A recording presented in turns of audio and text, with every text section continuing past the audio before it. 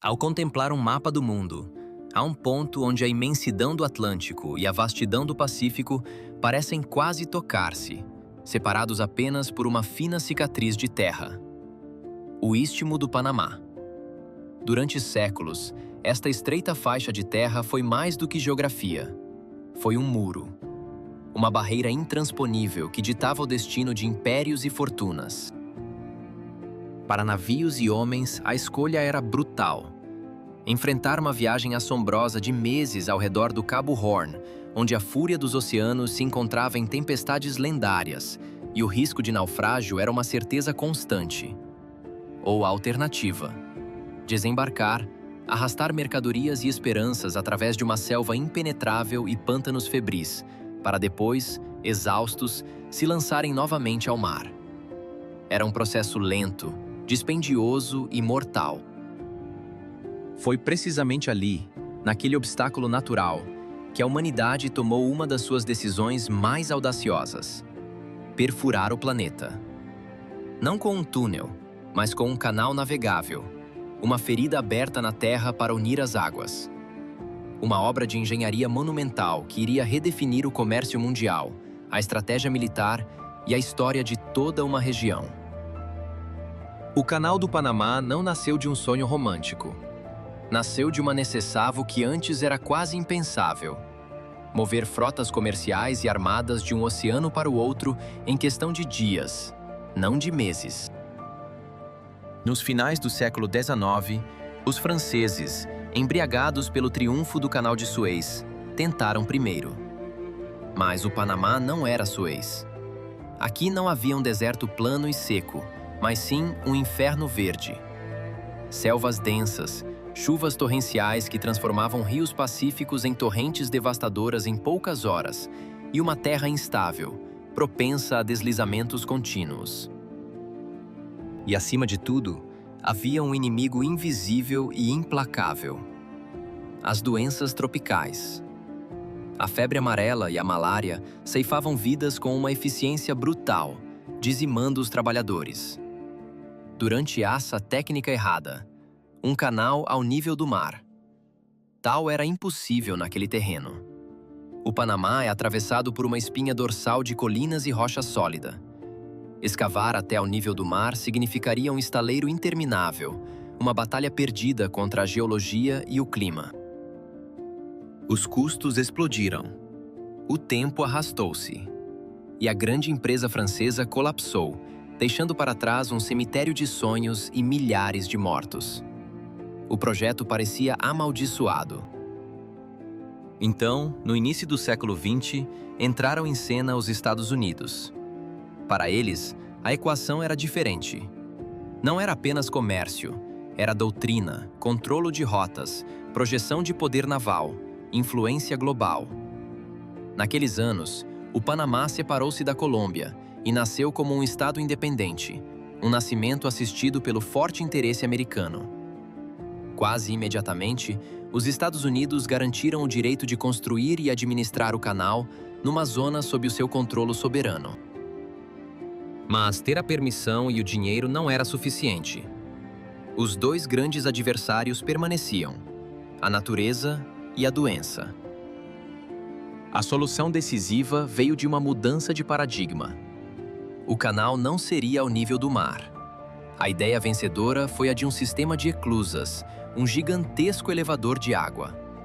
Os navios seriam erguidos, degrau a degrau, até um vasto lago artificial criado no coração do istmo, para depois serem baixados do outro lado. Uma escadaria líquida para conquistar uma montanha. O canal não é apenas uma via navegável. É uma cicatriz no planeta, um testemunho permanente da nossa determinação em dobrar o mundo à nossa vontade. Uma prova de que, perante um obstáculo, a humanidade não recua. Ela escava. A estratégia que mudaria tudo não nasceu do aço, mas de uma ideia. Uma reavaliação fundamental da própria natureza do desafio. Em vez de combater a Terra a cada metro, os engenheiros americanos optaram por uma abordagem que reduzia drasticamente a escavação, aproveitando a topografia como uma aliada e não como uma adversária a ser vencida pela força bruta. Mas antes que uma única pá a mais pudesse revolver a Terra, era preciso vencer um inimigo muito mais antigo e letal. O segundo salto quântico na construção do canal não foi geológico, mas biológico. A guerra total contra as doenças. Aqui, a narrativa desvia-se das grandes máquinas para se focar numa disciplina frequentemente subestimada, mas que se revelou a pedra angular de todo o projeto: a engenharia sanitária. Os americanos, assombrados pelo fracasso francês dizimado pela febre amarela e pela malária, lançaram uma campanha de saúde pública com a precisão e a escala de uma operação militar. Brigadas sanitárias invadiram a zona do canal, travando uma guerra implacável contra o mosquito. Pântanos foram drenados, transformando focos de reprodução em terra seca. Charcos e poças de água estagnada foram cobertos com óleo para sufocar as larvas. Cidades inteiras foram fumigadas com nuvens densas de inseticida. Janelas foram cobertas com redes e os trabalhadores foram submetidos a controlos de saúde rigorosos. Hoje, tais medidas parecem o protocolo básico da saúde pública. Na alvorada do século XX, era uma revolução. Reduzir a incidência da febre amarela e da malária não foi apenas um triunfo médico. Foi a condição existencial para a construção do canal. Sem essa vitória, a mão de obra teria continuado a perecer a um ritmo insustentável, e nenhum estaleiro, por mais bem financiado que fosse, poderia ter sobrevivido ao ceifador invisível da selva. Com a morte domada, o homem voltou-se para a montanha. Iniciava-se a fase mais dura, a epopeia de terra e rocha que definiria para sempre a imagem do Canal do Panamá. É preciso imaginar o que significa cortar uma cordilheira de colinas num clima tropical, onde chuvas torrenciais transformam instantaneamente o solo em um lamaçal traiçoeiro e devorador de máquinas. O ponto simbólico desta batalha contra a geologia é o grande rasgo na espinha dorsal do continente, conhecido hoje como o Corte Culebra, ou Corte Gailar. É uma trincheira colossal, escavada entre encostas de xisto notoriamente instáveis. Todos os dias, a rotina era uma sinfonia cacofônica de destruição e criação. Dinamite é uma fome insaciável. Mas o verdadeiro sistema circulatório desta operação titânica eram os comboios. Uma rede ferroviária complexa, pulsando incessantemente, transportava milhões de metros cúbicos de terra e pedra para longe do corte, numa procissão sem fim. Contudo, a montanha lutava de volta. As encostas, saturadas pela chuva, cediam em deslizamentos de terra devastadores. O trabalho de meses podia ser desfeito numa única noite. As equipas escavavam, removiam os detritos, e a montanha, teimosa, reclamava o que era seu. Era uma luta repetitiva, um ciclo de esforço e frustração que consumia tempo, dinheiro e vidas. Mas a terra não era o único titã a ser subjugado. Havia a água. O Panamá não é apenas terra a ser escavada, mas também água a ser domada.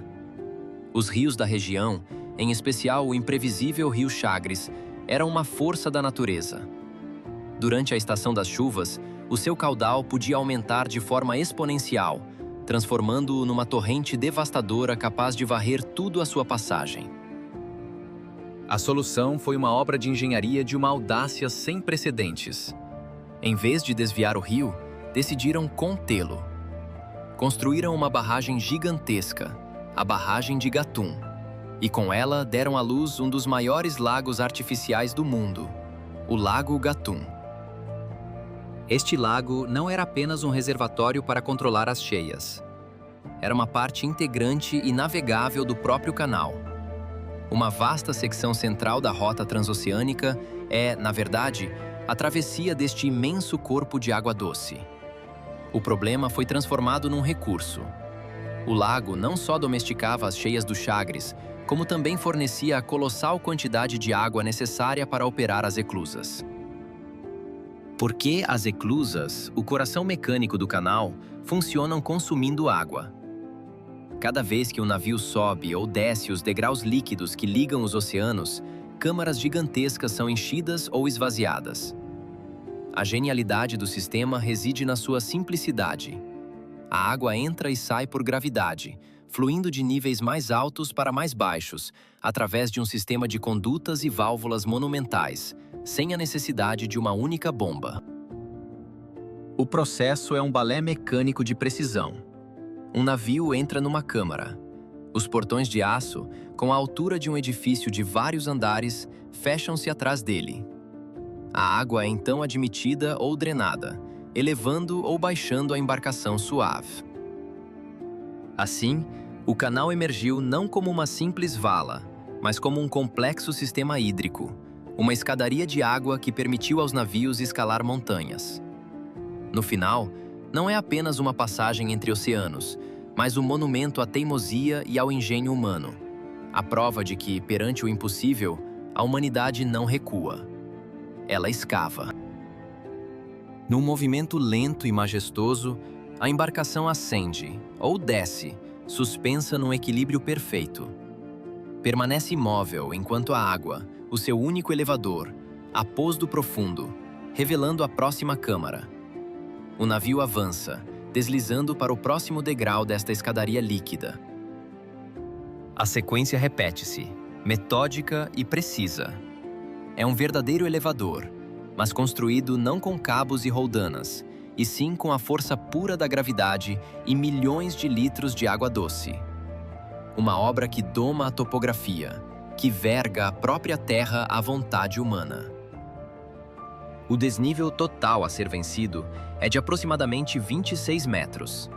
Um número que soa modesto, até ser confrontado com a escala monumental de um navio cargueiro, uma cidade flutuante de aço com centenas de metros de comprimento e dezenas de milhares de toneladas de deslocamento. Para essa massa colossal, 26 metros representam uma montanha a ser escalada. Neste teatro de operações, a precisão nunca foi uma opção. Sempre foi uma lei absoluta. Um navio não pode errar a sua trajetória dentro de uma câmara de betão cujas paredes estão a meros centímetros do seu casco. O menor desvio seria catastrófico.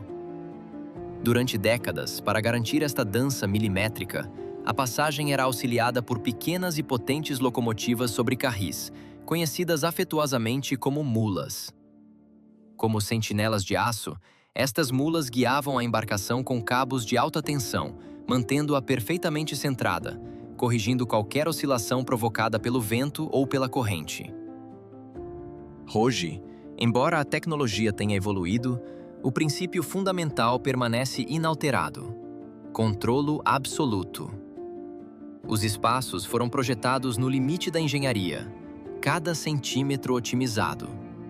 O canal não é apenas uma passagem, é um sistema industrial complexo, uma sinfonia onde água, gravidade, engenharia e logística global convergem numa harmonia perfeita.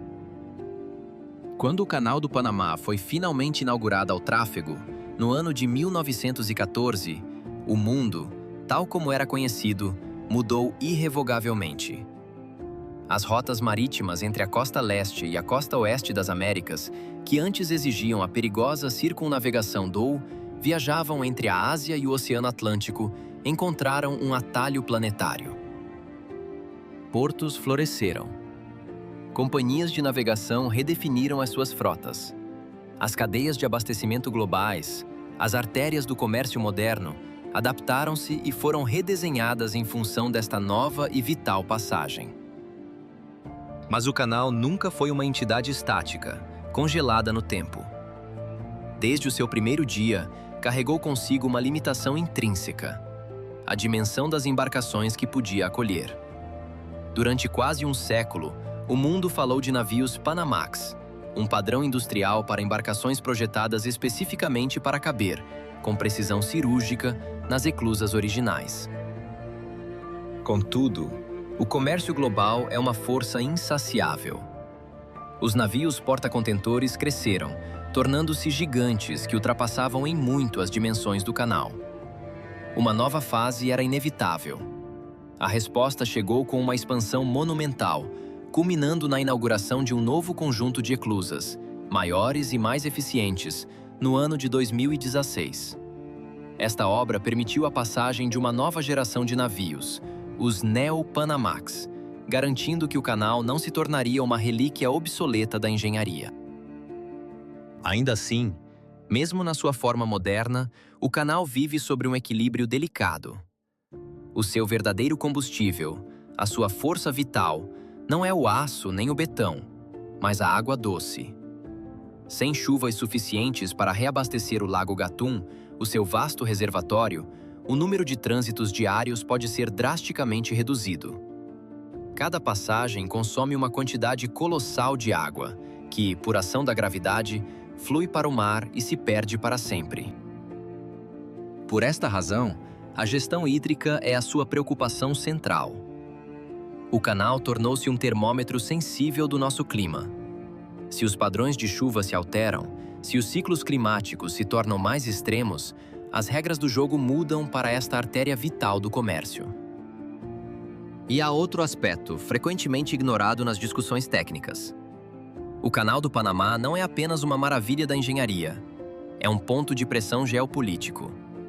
Quem controla esta passagem de 48 milhas controla o ritmo, os custos e os fluxos de uma porção significativa da economia mundial. Durante a maior parte do século XX, o canal esteve sob a administração dos Estados Unidos. Após uma longa e complexa transição, selada por tratados internacionais, o controle foi finalmente transferido para a República do Panamá a 31 de dezembro de 1999. Desde então, gerido pela Autoridade do Canal do Panamá, tornou-se um dos pilares da economia e do orgulho nacional do país. Onde antes existia uma barreira de terra, um istmo que separava 2 oceanos e 2 mundos, a humanidade, com engenho e ambição, esculpiu um rio. Uma cicatriz na crosta terrestre que não divide, mas une, lembrando-nos que os maiores obstáculos do planeta são, por vezes, apenas um prelúdio para as nossas maiores conquistas. A ambição humana rasgou a terra, abrindo um corredor navegável onde a natureza impunha uma barreira. Diques, lagos artificiais, comportas gigantescas e escavações colossais redesenharam o istmo. Mas o preço desta conquista foi imenso, não apenas em moeda, mas em vidas humanas, ceifadas pelo esgotamento, por acidentes e por doenças tropicais que a selva não perdoava. Esta é a história de um trabalho levado ao extremo, da engenharia no seu limite e de decisões tomadas sob uma pressão esmagadora. E hoje, o mecanismo continua a sua dança precisa. Uma embarcação agenda a sua passagem, e ao entrar num oceano, é acoplada a um sistema de reboque. Atravessa as eclusas que, como degraus de água, a elevam dezenas de metros acima do nível do mar. Navega pelo lago e pelos trechos escavados, para depois descer, através de outras eclusas, de volta ao oceano oposto. A travessia, que para um navio pode durar várias horas, representa para o comércio mundial dias inteiros poupados em cada viagem. O Canal do Panamá é uma cicatriz deliberada na face da Terra, mas é também a prova monumental do que acontece quando uma espécie decide que um obstáculo geográfico já não é um destino, mas um desafio a ser superado. Erguido onde a natureza ditava o impossível, foi transformado numa máquina que, dia após dia, desloca o peso econômico do planeta. 2 oceanos, separados por milênios de evolução geológica, unidos por uma única decisão humana. E essa escolha, forjada em aço e concreto, ainda hoje ecoa, determinando quem chega primeiro, quem paga menos, quem, em última análise, domina as artérias do comércio global.